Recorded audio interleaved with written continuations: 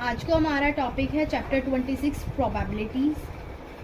तो probability first basically होता क्या है? प्रोबेबिलिटी मतलब है किसी चीज को होने की कितनी संभावनाएं हैं। ठीक है, प्रोबेबिलिटी को हम डोनेट करते हैं P ब्रैकेट E। किससे करते हैं? P ब्रैकेट E से।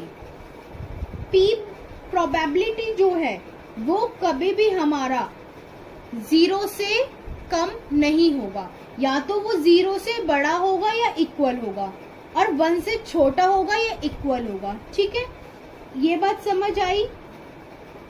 प्रोबेबिलिटी का फॉर्मूला क्या है? आप कैसे निकालोगे किसी चीज की प्रोबेबिलिटी? तो number of favourable outcome upon में total number of outcomes. Number of favourable outcome मतलब क्या है? जिस चीज का आपको बोला है।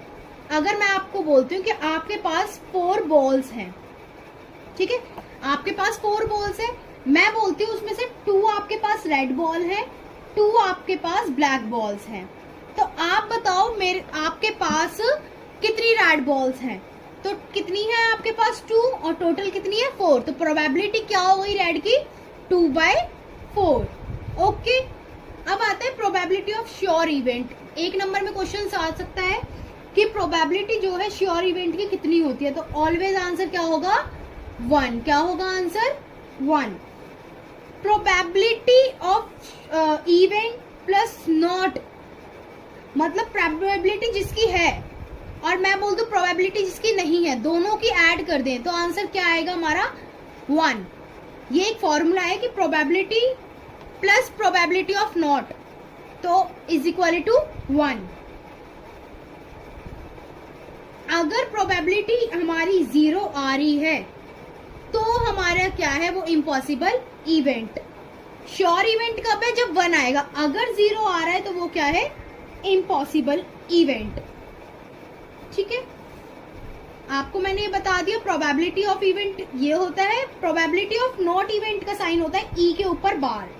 अगर प्रोबेबिलिटी ऑफ नॉट इवेंट है तो मतलब ई के ऊपर बार होगा तो नॉट इवेंट है वो, और अगर प्रोबेबिलिटी है, प्रोबेबिलिटी इवेंट की है, तो उसके ऊपर बार नहीं होगा।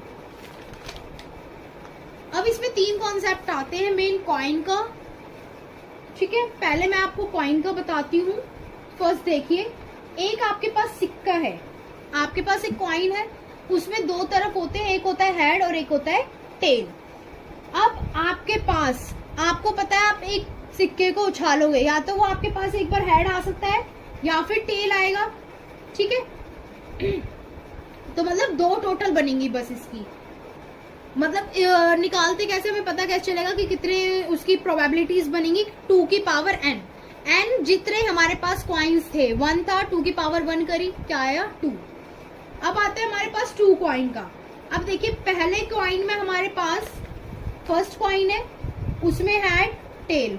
फर्स्ट कॉइन में हेड टेल है, सेकंड में भी हेड टेल होगा। अब आप देखिए प्रोबेबिलिटी बन कितनी सकती है? पहले तो 2 की पावर n करेंगे, मतलब 2 की पावर 2 करा, क्या आया? 4। ठीक है, अब देखो, अगर पहले में हेड आ रहा है, दूसरे में भी हेड आ सकता है। पहले में हेड आ रहा है, दूसरे में टेल भी आ सकता है। अब पहले में टेल आ रहा है तो दूसरे में हेड आ सकता है। अगर पहले में टेल आ रहा है, दूसरे में भी टेल आ रहा है, मतलब 4 प्रोबेबिलिटी हो गई। तो 2 कॉइन को टॉस करा तो हमारे पास कितनी प्रोबेबिलिटीज आई? 4। अब बात करते हैं सेम एज इट इज हम 3 की करेंगे। ठीक है, मैंने आपको कॉन्सेप्ट यहाँ पर दे दिया है, एक बार आप चेक करें। अगर कोई ना क्वारी हो, कोई दिक्कत हो तो आप मेरे को कमेंट करें। अब आती है हमारी